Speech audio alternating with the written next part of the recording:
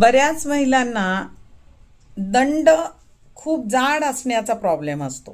दंड खूप जाड असतात, त्यामुळे खूप असे चांगले चांगले ड्रेसेस बऱ्याचदा घालता येत नाहीत किंवा घातले तरी समाजात वावरताना खूप लाज वाटते।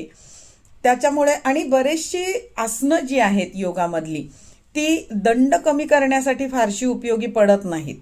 पण आता जे आपण हे एक्सरसाइज सांगितलेले आहेत, हे जर तुम्ही नियमाने 6-6 वेळेला, प्रत्येक हालचाल 6-6 वेळेला अशी जर केली तर दंडाची चरबी कमी होण्यासाठी हे खूप उपयोगी आहेत।